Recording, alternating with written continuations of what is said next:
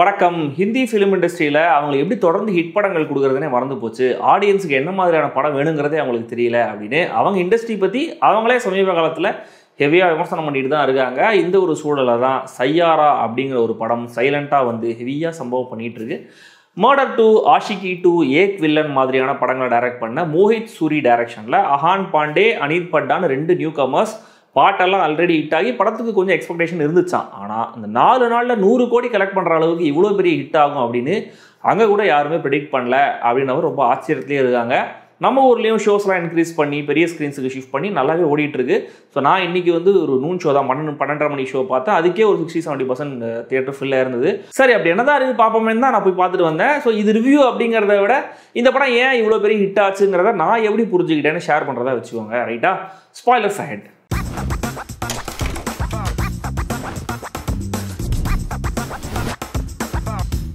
எனக்கு தெரிஞ்சு ஒவ்வொரு ஜென்ரேஷனுக்குமே ஒரு கல்ட்டு காதல் படம் ஒன்று இருக்கும். இந்த காவிய காதல்னு சொல்லக்கூடிய வகையில் அந்த படம், அதோடைய பாட்டு, அதில் நடித்த நடிகர்கள்னு எல்லா வகையிலையும் ரசிகர்கள் செம்மையாக கொண்டாடுவாங்க. நான் ஸ்கூலில் படிக்கிற டைமில் 7G ரெயின்போ காலனி அப்படி ஒரு படம். காலேஜ் படிக்கும்போது அஃப்கோர்ஸ் விண்ணை தாண்டி வருவாயா. எனக்கு முன்னாடி ஜென்ரேஷன்லையும் கொஞ்சம் லேட் 80s போய் பார்த்தோன்னா தெலுங்கில் வந்து கீதாஞ்சலி, தமிழில் அதே படத்துடைய டப்பிங் இதயத்தை திருடாதே, அதுக்கு முன்னாடி டிகேட்டில் மரோ சரித்ரா / ஏக் துஜே கே லியே இப்படி. ஸோ அந்த வரிசையில் இந்த ஜென்ரேஷன் யங்ஸ்டர்ஸுக்கான அந்த காவிய காதல் படமாக இந்த சையாராவை புரிஞ்சிக்கலாம். ஏன்னா கதையாக பார்த்தா நான் சொன்ன எல்லா படங்களுடைய சாயலுமே இதில் இருக்குது. கொஞ்சம் எக்ஸ்ட்ராவாக note book, 50 First Dates, rock star, 3ஆம் பிறைன்னு இன்னும் சில படங்களும் ஞாபகத்துக்கு வருது. அராத்தி ஹீரோ, சாஃப்டான ஹீரோயின், ஹீரோ ஒரு independent artist, singer, heroine literature படித்த ஹிந்தியில் கவிதை எழுதக்கூடிய ரைட்டர், ஜேர்னலிஸ்ட் வேற. 2 பேரும் பை சான்ஸ் ஒரு இடத்துல மீட் பண்ணுறாங்க, கொலாபரேட் பண்ண ஆரம்பிக்கிறாங்க. இவங்க பாட்டு எழுத, அவங்க பாட அதேன்ற மாதிரி 2 பேருக்குமே ஒரு சோகமான பேக் ஸ்டோரி இருக்குது. ஸோ 2 பேருமே ஒருத்தருக்கு ஒருத்தர் ஆதலாக இருக்காங்க, நல்லா லவ் பண்ண ஆரம்பிக்கிறாங்க. சரியா இன்டர்வல் பாயிண்ட்ல ஹீரோயினுக்கு ஒரு பிரச்சனை இருக்குங்கிறது தெரிய வருது. இதுக்கப்புறம் என்ன ஆச்சு அப்படிங்கிறதா இந்த சையாரா.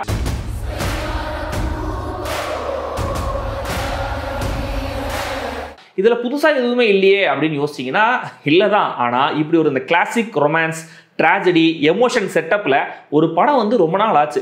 முக்கியமாக இந்த ஜென்ரேஷனுக்கு இது டோட்டலாக புதுசாக தான் இருக்கும்னு நினைக்கிறேன். அண்ட் ட்ரீட்மெண்ட்டில், மேக்கிங்கில், காட்சிகள் ஸ்டேஜ் பண்ணப்பட்ட விதத்தில், ஷார்ப்பான ஷார்ட்டான வசனங்கள்லன்னு ட்ரெண்டுக்கு ஏற்ற மாதிரி, அதே சமயம் பெருசாக காம்ப்ரமைஸும் பண்ணாமல் இதை ரொம்ப அழகாக ப்ரெசென்ட் பண்ணியிருக்காரு டைரக்டர் மோஹித் சூரி.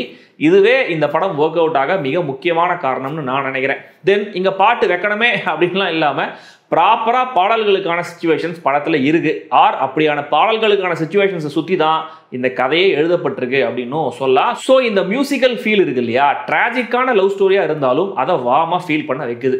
அடுத்த ஹைலைட் அஹான் பாண்டே அண்ட் அனித் பட்டான்னு 2 பேருடைய நடிப்பு அண்ட் 2 பேர் கேரக்டர்ஸ் எழுதப்பட்டிருக்கிற விதம். 2 பேர்கிட்டையுமே ஒரு இந்த அறிமுக இன்னசென்ஸ்னு ஒன்று இருக்கும் இல்லையா, அது இருக்குது. புதுமுகங்களுக்கே உண்டான ஒரு சாம் அது.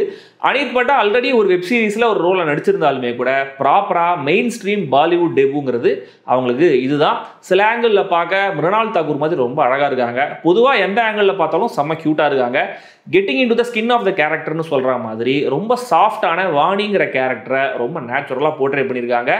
எமோஷன்ஸ் அவங்க முகத்தில் ஜஸ்ட் ரியாக்ஷன்ஸாக மட்டும் இல்லாமல் கண்ணிலே நல்லா தெரியுது. தென் அஹான் பாண்டே கிட்ட ஒரு ஓல்ட் ஸ்கூல் வைப் ஒன்று இருக்குது. எஃபர்ட்லெஸ்ஸாக அந்த ரோலை கேரி பண்ணியிருக்காரு. ஃபர்ஸ்ட் ஹாஃபில் அராத்தா தெரியும் போதும் சரி, செகண்ட் ஹாஃபில் ஹீரோயினுடைய கண்டிஷன் தெரிகிற மொமெண்ட்ல இருந்து காமிக்கிற மெச்சூரிட்டியும் சரி நல்லாவே நடிச்சிருந்தாரு.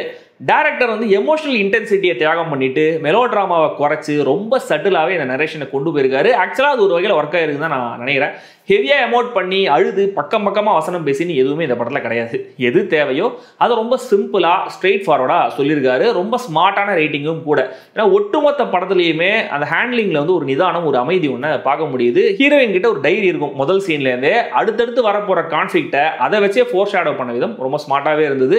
கிரிக்கெட் விளையாடிட்டே பாட்டு எழுத இன்ஸ்பிரேஷன் தர சீன், ஹாஸ்பிட்டலில் ஹீரோயின் கேரக்டர் பேசுகிற டயலாக்ஸ், சையாராங்கிற பாட்டு வர இடம்னு எனக்கே படத்தில் 3-4 மொமெண்ட்ஸ் நல்லாவே ஒர்க் ஆச்சு. பட் இந்த படம் ஆஹா ஓஹோ தெய்வ லெவல் ரேஞ்சுக்கு நான் ஃபீல் பண்ணல. அது ஏன் அப்படின்னா ரைட்டிங்கில் தெரிஞ்ச கன்வீனியன்ஸ் தான்.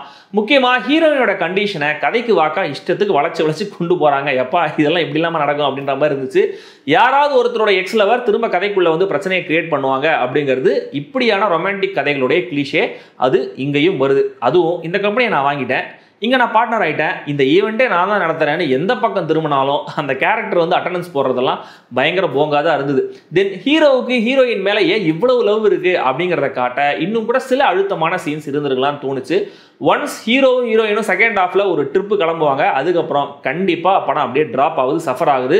கிளைமேக்ஸ் வரைக்கும் கதையை தள்ளுறதுக்கு பெரிய மெட்டீரியல் இல்லை அப்படிங்கிறதுனால அப்படியே லைட்டாக ஒப்பேத்திருக்காங்க. பட் கிளைமேக்ஸுக்கு முன்னாடி ஒரு ஸ்டேடியமில் ஒரு பெரிய ஸ்க்ரீன் முன்னாடி ஒரு மொமெண்ட் ஒன்று வரும், அது செம்மையாக இருந்துச்சு. ஸோ இந்த சையாரா ஒரு well crafted romantic drama musical திரைப்படம். இது ஹிட்டாகி தாறுமாறாக ஓடுறதுல எனக்கு எந்த அதிசயம் இருக்கிற மாதிரி தெரியல. ஒருவேளை நெட்ஃப்ளிக்ஸ் ரிலீஸ் ஆனதுக்கப்புறம் எப்பவும் போல இந்த ஆன்லைன் சமூகம் இருக்கு இல்லையா, ஓவர் ரேட்டட் அப்படின்னு ஒப்பாரி வைக்கலாம். பட் இப்போதைக்கு சென்னையில் சப்டைட்டில்ஸோட தான் இந்த படம் ஓடுது. விருப்பம் இருக்கிறவங்க ட்ரை பண்ணுங்க.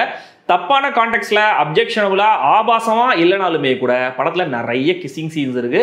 ஸோ குடும்பத்தோட போகலாமா வேணாமா அப்படிங்கிறத யோசிச்சு முடிவு பண்ணுங்க.